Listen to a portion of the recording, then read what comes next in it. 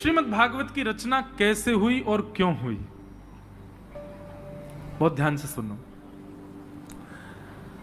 वेदव्यास जी महाराज सरस्वती नदी के तट पर विराजमान थे। सरस्वती नदी का तट कहां है बताओ भारत में? सरस्वती नदी केवल, वैसे तो कई कई जगह बताए जाते, पर मुख्य रूप से एक ही तट है उनका, बद्रीनाथ।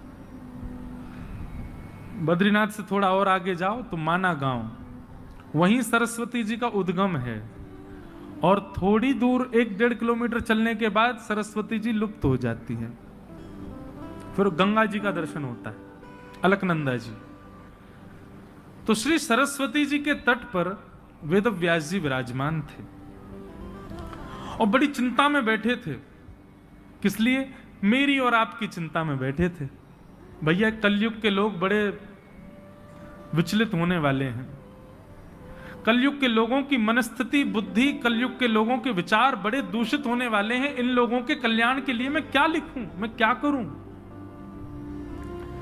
कलयुग के लोगों का उद्धार हो, उसके लिए मुझे क्या करना चाहिए, ये चिंता कर रहे थे। तभी उन्होंने हमारे आपके कल्याण के लिए वेद पुराण आदि का रचना करनी प्रारंभ की। लिखते गए, रचना करते गए, करते गए, करते गए। एक रचना करते, उसके बाद सोचते अभी इसमें तो ये तो मैंने वर्णन ही नहीं किया, तो दूसरे ग्रंथ की रचना करते।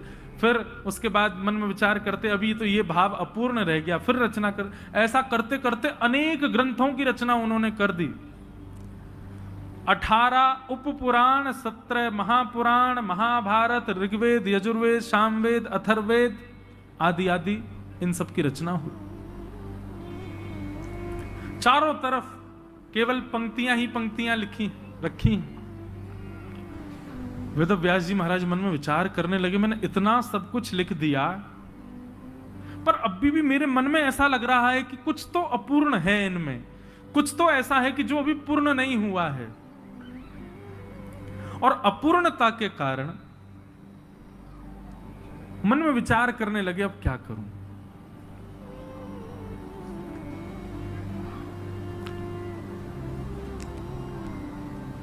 चिंतित बैठे थे, तभी वहां नारद जी का आगमन हुआ। और नारद जी ने आकर के व्यास जी से पूछा, आप चिंतित क्यों हो? नारद जी से बोले, देखो मैंने कितने ग्रंथ लिखे, पर मेरे मन को शांति नहीं मिल रही है। नारद जी महाराज बोले, भगवान मैं बताऊं आपके हृदय को शांति क्यों नहीं है? बोले जी बताइए ना। तब नारद जी कहते हैं, बहुत ध्यान से सुनो, भागवत जी क्यों लिखी गई, कैसे लिखी गई? कि भवतानुदित प्रायम यशो भगवतो मलम येनैवासौ न तुष्येत मन्ये तद्दर्शनम खिलम। कि न यद्वचश्चित्रपदं हरेर्यशो जगत् पवित्रं प्रगणित करहि चेत् तद्वायुषं तीर्थमुशन्ति मानसा न यत्र हंसा निर्मन्तु शिक्षया। बहुत सावधानी से सुनो। नारद जी महाराज कहते हैं, बोले भगवान जिस कीचड़ में कौवे स्नान करते हैं ना, वहां कभी हंस नहीं आते। हंस तो परम पवित्र जल में स्नान करता है, उसी में ही रहता है। और हंस का स्वभाव तो ऐसा हो रहा है कि जिस मान सरोवर में, आजकल हंस मान सरोवर में ही है, सौभाग्यवंत लोगों को दर्शन होता है। हंस का स्वरूप है, यदि जिस सरोवर में वो रहता है वहां एक तिनका भी डाल दिया जाए तो हंस तुरंत आएगा निकालने के लिए, वो अपवित्र स्थान पर रह ही नहीं सकता। ये एक तर्क दिया नारद जी ने कि जिस जलाशय में कौवे स्नान करते हैं वहां हंस नहीं आते। बोले महाराज मैं आपकी बात समझा नहीं। बोले भगवान ऐसे जलाशय का निर्माण करो जिस जलाशय में अन्य अन्य पक्षी नहीं, हंस का आगमन हो। हंस का आगमन परम पवित्र, परम शुद्ध, परम चैतन्य, परम शांत जलाशय में होता है, अन्यथा हंस आता नहीं है। महाराज, मैं आपको सांकेतिक रूप से ये बात कहना चाहता हूं, आपने जितनी भी रचना की है, जितने भी आपने पोथियां लिखी हैं, सब में ज्ञान है, सब में श्रेष्ठताएं हैं, सब में अद्भुतताएं हैं, पर घुमा फिरा करके देखा जाए तो चार ही बातें हैं: धर्म, अर्थ, काम, मोक्ष, चतुर्विध पुरुषार्थ। और इन चतुर्विध पुरुषार्थों की प्राप्ति के लिए ही आपने सारे ग्रंथों के निर्माण किए हैं। लेकिन महाराज, जिनको इन चारों से कोई काम नहीं, जिनको इन चारों से कोई मतलब नहीं, जिसको धर्म से मतलब नहीं, जिसको अर्थ से मतलब नहीं, जिसके अंदर में कोई कामना नहीं, और अंतिम जिसको मोक्ष भी नहीं चाहिए, उसके लिए आपने क्या लिखा? इन चारों की इच्छा ना रखने वाले हंस प्रवृत्ति के जो साधक हैं, उनके लिए आपने क्या लिखा? कुछ भी नहीं। इसीलिए आपका हृदय अशांत है। बहुत सावधानी से सुनिएगा। वेद व्यास जी बोले, संसार में इन चार चीजों की प्राप्ति तो संसार करना चाहता है, धर्म, अर्थ, काम, मोक्ष। पांचवी तो कोई वस्तु है नहीं। नारद जी बोले, नहीं, पांचवी एक वस्तु है, और जो उस पांचवी वस्तु का साधक होता है, उसको इन चारों से कोई अभिप्राय नहीं होता। और वो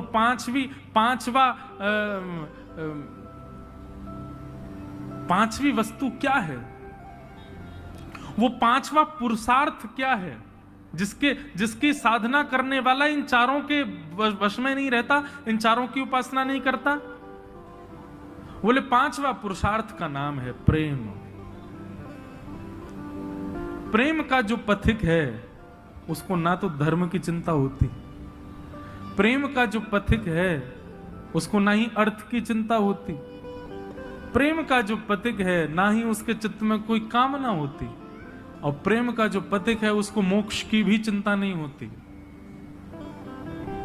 ऐसे प्रेम के पथिकों के लिए आपने क्या लिखा? कुछ भी नहीं। इसीलिए आपका हृदय अशांत है।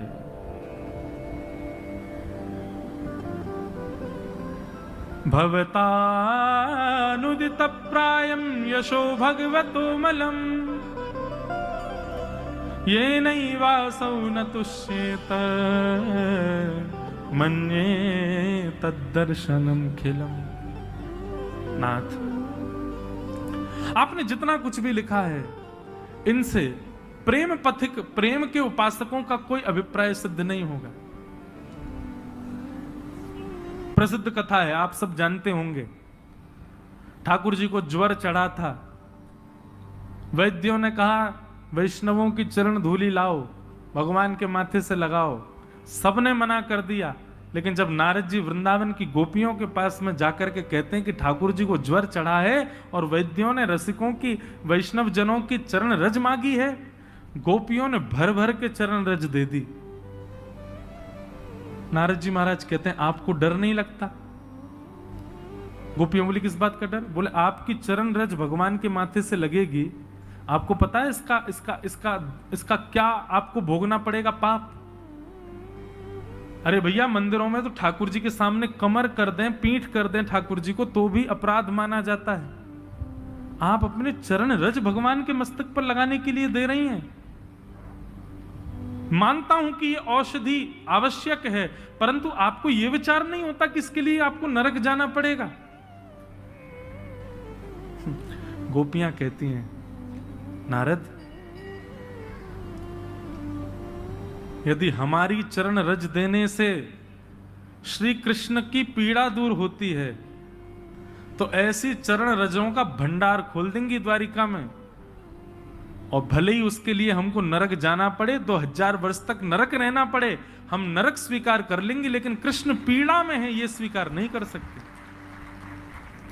हम अपना कष्ट स्वीकार कर लेंगी, यम के कोड़े स्वीकार कर लेंगी, लेकिन कृष्ण पीड़ा में है, ये तो नरक से भी ज्यादा बड़ी वेदना है हमारे लिए, हम उसको स्वीकार नहीं कर सकते। बताओ, क्या आपको यहां धर्म दिखाई दिया? धर्म तो कहता है भगवान के आगे चरण नहीं करने चाहिए। क्या आपको यहां अर्थ का दर्शन हो रहा है? अर्थ का दर्शन होता तो वो काम किया जाता जिससे ठाकुर जी प्रसन्न हो, ठाकुर जी रीच करके कुछ दें। पर यहां पर अर्थ भी नहीं है, ठाकुर जी की प्रसन्नता है बस, कोई कामना भी नहीं है। अपनी चरण रज देकर के मानो गोपियों ने कुछ मांग लिया हो ना। और मोक्ष की तो कामना है ही नहीं, कोड़ों के लिए तैयार बैठ गई हैं गोपियां। यमराज हमको कोड़े बरसा दे वो स्वीकार है, लेकिन कृष्ण पीड़ा में ये स्वीकार नहीं। उसी समय नारद जी ने कलम उठाई और नारद भक्ति सूत्र का निर्माण किया। और उसमें जब प्रेम की व्याख्या करते हैं नारद जी, तो कहते हैं, हे प्रेम पथिकों, सावधान हो जाओ। यदि प्रेम के उपासक बनना चाहते हो तो तुमको किसका पालन करना है? बोले यथा ब्रज गोपिका नाम, ब्रज की गोपियां, ये ब्रजवासी, यही आपको प्रेम सिखा सकते हैं और कोई प्रेम नहीं सिखा पाएगा। तो प्रेम के जो उपासक होते हैं, अरे भाई सामान्य संसार में किसी कन्या से प्रेम करने वाला, सामान्य संसार में किसी सामान्य कन्या के प्रति प्रेम रखने वाला, वो क्या क्या नहीं कर बैठता है। धूप ताप का भी विचार नहीं करता,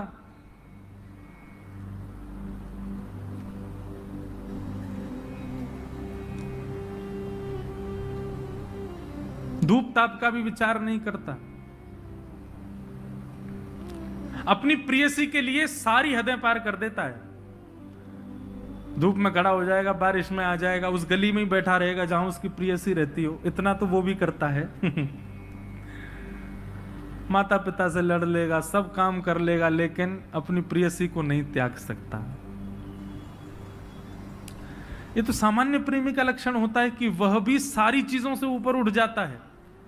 संसारिक दूषित प्रेम करने वाला भी ऐसा हो जाता है, तो श्याम सुंदर से प्रेम करने वाले वो धर्म अर्थ काम मोक्ष के कैसे उपासक हो सकते हैं?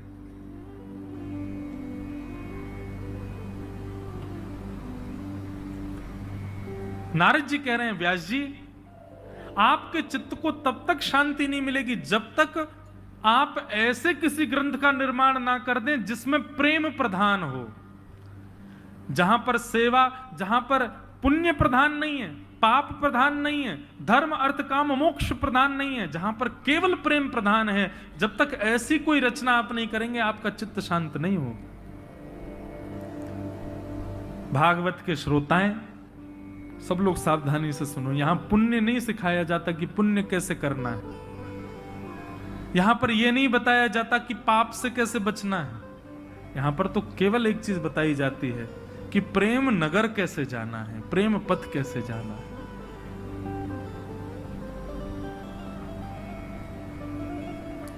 भागवत केवल वही सिखाता है। नारद जी महाराज बोले, भगवान अब आप प्रेम की परिभाषा, तो वेद व्यास जी बोले उसके लिए मुझे क्या करना पड़ेगा? बोले आपने अब तक ठाकुर जी के ऐश्वर्य का वर्णन किया है, अब तक आपने ठाकुर जी के यश का वर्णन किया है, अब ठाकुर जी के प्रेम का वर्णन करो। बोले ठाकुर जी का प्रेम कैसा? बोले ठाकुर जी का यश तो आपने बता दिया, कैसा है? बोले महाभारत युद्ध में खड़े होकर के महाराज गीता का ज्ञान दिया, महाभारत में आपने यश बता दिया। अन्य अन्य पुराणों में आपने ठाकुर जी की खूब कीर्ति बताई, खूब यश बताया, खूब महिमा बताई। अब उनके प्रेम स्वरूप को बताओ। यश सुनकर के, कीर्ति सुनकर के व्यक्ति की श्रद्धा होगी भगवान में, लेकिन अब ऐसा कुछ लिखो जिसको सुनने के बाद व्यक्ति भगवान से प्रेम करे, ठाकुर जी से प्रेम करे। जिस प्रेम का अधिकार वो अपने प्रियजनों को देता है, वो प्रेम का अधिकार वो ठाकुर जी को प्रदान करे, ऐसा कुछ लिखो। और वो कब होगा? जब आप ठाकुर जी के यश को प्रधान ना देकर के ठाकुर जी के गुण को प्रधानता दो। रसखान कहते हैं, ताही अहीर की छोहरिया छचिया भरी छाछ पे नाच नचायो। ये ठाकुर जी का यश नहीं है, ये ठाकुर जी का गुण है। कैसा गुण? बोले तीनों लोगों को अपनी भ्रगुटी पर नचाने वाला श्री कृष्ण। वृंदावन में उनकी क्या स्थिति है? जब यशोदा मैया गंगा यमुना जल भरवे जावे, सो लाला को अपनी अच्छा, हमारे ब्रज में लाज मर्याद बड़ी पालन करती हैं माताएं, इतना इतना घूंघट करके रहेंगी। यशोदा मैया की आयु भले 80 वर्ष की है, परंतु अभी भी यमुना जल भरने जाते हैं घूंघट करके ही जाती हैं। क्यों? अरे भाई, इतने सारे लोग हैं बाहर, कौन कौन पुरुष बैठे होंगे, सबके सामने थोड़ी भाव से जाती हैं। अब मैया जाती है यमुना जल भरवे, लाला रोवे, मुंह ले चल मैया, मैं चलूंगो, मैं ना रह रो, धरती पर लेट जाए। तो यशोदा मैया के अच्छा कर, एक काम कर लाला, मैं तो मटकी पकड़ूंगी तो तेरा ध्यान कैसे धरूंगी, तो एक काम कर, तू मेरी साड़ी को एक छोड़ पकड़ ले, तू या को पीछे पकड़ के चले कर। आगे आगे यशोदा मैया अपनी मटकी संभालती भाई जा रही है, और पीछे नंद नंदन नन्हे से 3.5 वर्ष के हैं, पीछे मैया की वो पल्लू पकड़ करके पीछे पीछे चल रहे हैं। और जैसे ही श्याम सुंदर निकलते हैं, गोपियों में अफरा तफरी मच जाती है, और सब गोपियां तैयार हो जाती हैं, कोई खिड़की पर, कोई अटारी पर, कोई छत पर, कोई बहाने से बस उस मार्ग पर जा रही है जहां से यशोदा जी आ रही है। क्यों? लाला को देख लेंगे। एक बहुत सुंदर पद है, चलो सखी निरखिए नंद कुमार। सब सखियां आपस में योजना बनाती हैं, बोले आज कन्हैया को कैसे देखना है, बहाने ढूंढती हैं। ठाकुर जी जब निकलते हैं उन गोपियों के भवन के आगे से, तो सब गोपियां कोई ना कोई गुप्त प्रलोभन ठाकुर जी को देती हैं कि ठाकुर जी उनकी तरफ देख लें। नन्हे से ठाकुर जी एक हाथ से तो मैया की चुन्नी पकड़ रखी है, दूसरे हाथ से अपने अंगूठा को चूसते भय जा रहे हैं, और यहां गोपियां ठाकुर जी को लोभ प्रलोभन दे रही हैं। कोई गोपी किसी भाव का प्रलोभन, कोई गोपी मोर पिच्छ का प्रलोभन, कोई काली कमली का प्रलोभन, कोई नृत्य का प्रलोभन, कोई किसी वस्तु सामग्री का प्रलोभन दे रही है। परंतु एक गोपी क्या करती है, धौरी गैया का दूध काट करके बढ़िया उसको जमा करके वह को सुंदर मक्खन निकारो है, वह मक्खन को अपने हाथ में लेके स्वयं बाहर नहीं आती है, खिड़की से केवल हाथ बाहर कर ले अपनों। अब यशोदा मैया तो निकली, लेकिन ठाकुर जी की दृष्टि पड़ गई वही मक्खन पे। अब लाल जी वह मक्खन को देखें, रुक जाएं, लेकिन मैया को पल्लू खींचे तो चलन लगे। गोपी मक्खन दिखा के इशारों कर रही है, इतको आजा। ठाकुर जी मैया की साड़ी छोड़ दें और वह गोपी के भवन में प्रवेश कर जाएं। जैसे ही प्रवेश करते हैं महाराज, सारी गोपियां भागती हैं अपने अपने घरों, सब उसी के घर में प्रवेश कर जाती हैं, भीतर से चटकनी लगा करके, और ठाकुर जी बैठा लिए बीच में, चारों तरफ बैठ गई सबरी गोपी, और सब निरख रही हैं श्याम सुंदर को। तब ठाकुर जी कहते, तुम मुंह को ऐसे काय को टुकुर टुकुर देख रही हो, मैं तो मक्खन खावे आया हूं, मक्खन खवाओ, मेरी मैया चली गई, मैं शिकायत कर दूंगा। तब गोपियां कहती हैं, अच्छा लाला मक्खन खाएगो? बोले हाँ। ऐसे ना मिलेगो, कछु मोल देनो पड़ेगो तो को। ठाकुर जी बोले, अभी कमाई मैं करूं ना हूं, जब कमाई आ जाएगी तब दूंगो। बोले ना लाला, तू दूसरा मोल दे दे। बोले कहां मोल दूं बता। बोले काम करने के नाच के दिखाई दे हमें, नहीं नृत्य करके दिखा। नन्हे से ठाकुर जी के नेत्रों में आंसू आ रहे हैं, यशोदा मैया को याद कर रहे हैं, लेकिन गोपियों ने पकड़ रखा, बोले पहले नाच हमारे आगे। देवता आकाश से दंडवत करते हैं गोपियों को, बोले ये त्रिलोकी नाथ है जिसकी भ्रगुटी पर तीनों लोक नृत्य करता है, वो इन गोपियों के सामान्य से मक्खन पर ठुमुक ठुमुक करके नाच रहे हैं। तब रसखान लिखते हैं, ताही अहीर की छोहरिया, छचिया भरी छाछ पे नाच नचायो।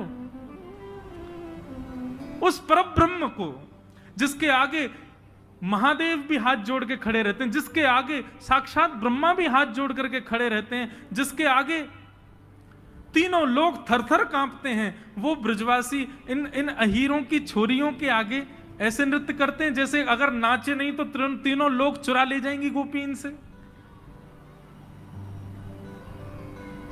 बताओ, इस लीला में ठाकुर जी का यश प्रकट होता है कि ठाकुर जी का प्रेम प्रकट होता है? ठाकुर जी का प्रेम प्रकट होता है। धर्म तो कहता है भगवान को सिंहासन पर बिठाओ, धर्म तो कहता है ऐसा कुछ मत करो जिससे भगवान को तकलीफ हो, लेकिन प्रेम कहता है वो सब जायज है, यहाँ सब कर सकते हैं।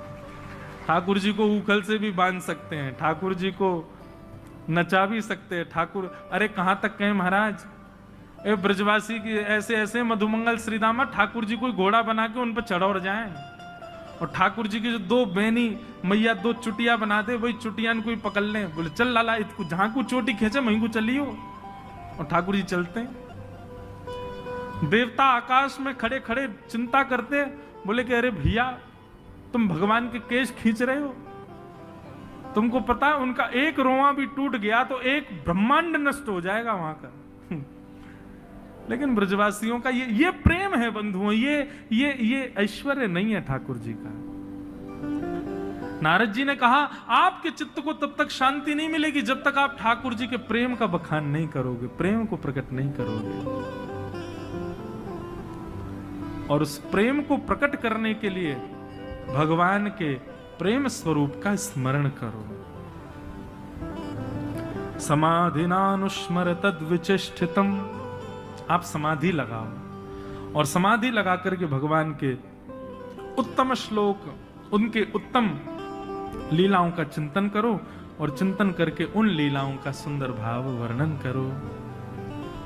तब श्री वेदव्यास जी महाराज ने नेत्र बंद करके चिंतन किया, और वर्षों तक चिंतन करते करते करते करते जो भाव चित्त में प्रकट हो रहे थे, जो भाव मन में प्रकट हो रहे थे, उन्हीं भावों को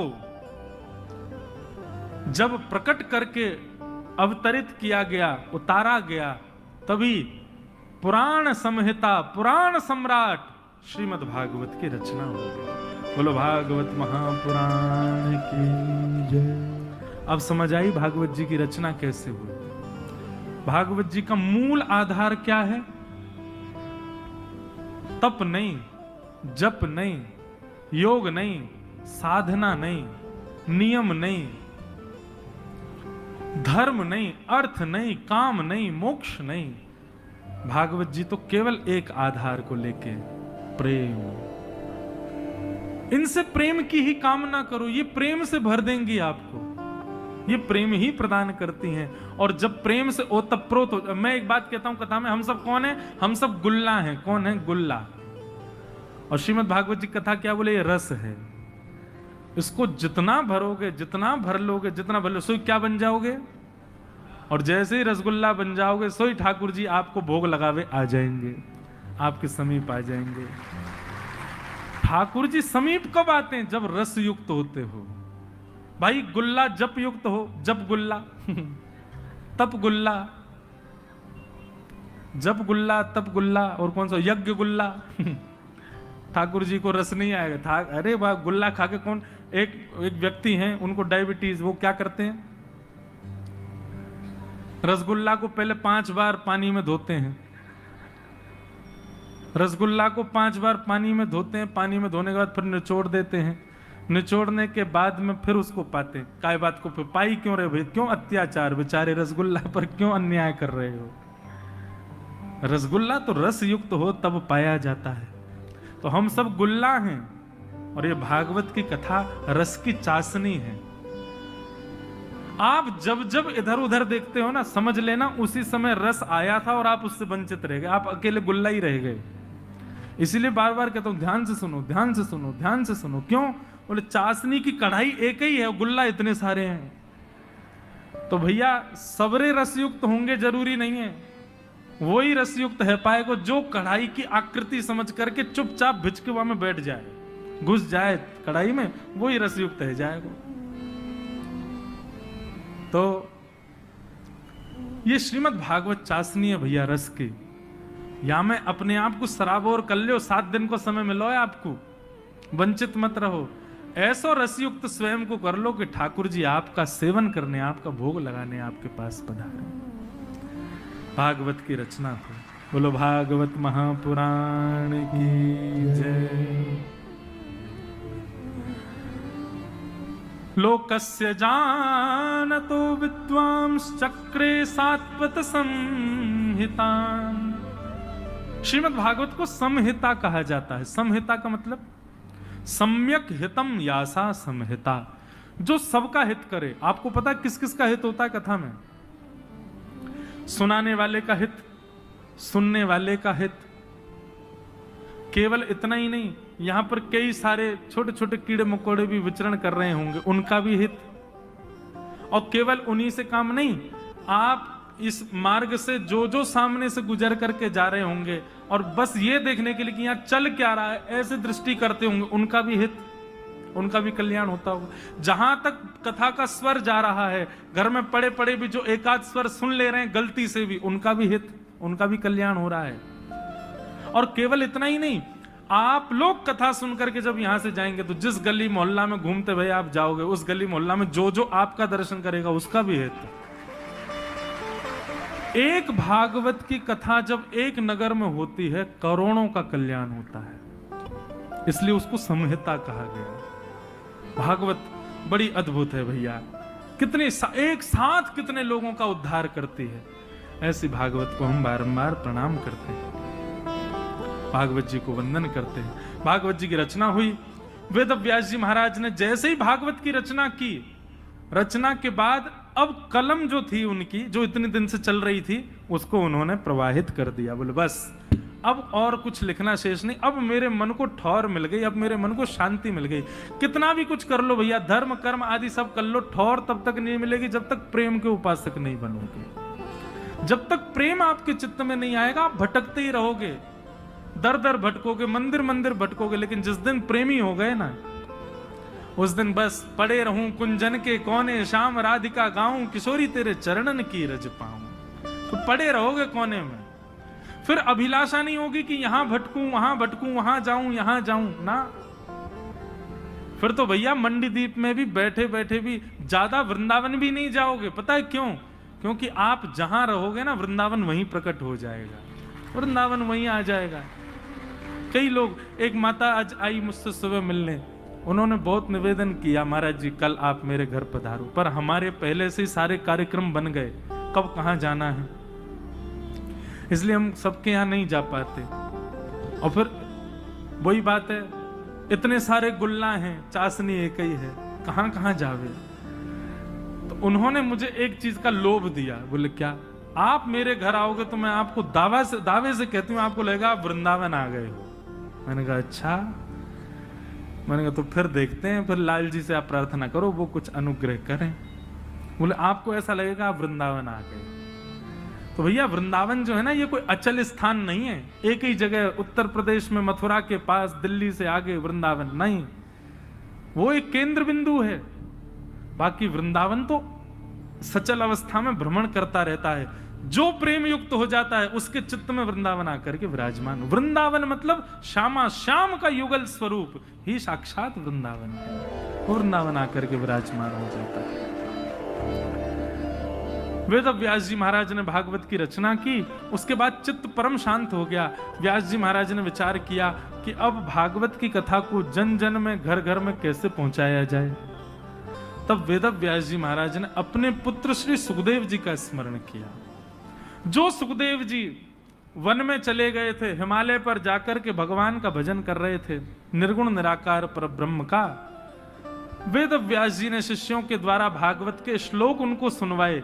श्लोक सुनते ही महाराज ऐसा आकर्षण हुआ सुखदेव जी का, बरहा पीड़म नटवर वपुः कर्णयो कर्णकारम। जब इस श्लोक का श्रवण किया सुखदेव जी ने, सुखदेव जी के नेत्र खुल गए और उन बालकों से पूछने लगे, ये इतना सुंदर कौन है जिसका तुम वर्णन कर रहे हो?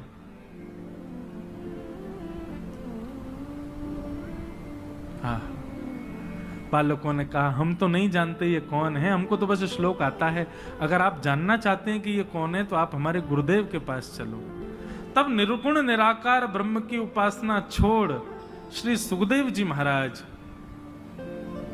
अपने पिताजी वेदव्यास जी के पास आए और आकर के कहा, पिताजी मुझे इनके बारे में बताओ, ये कौन है?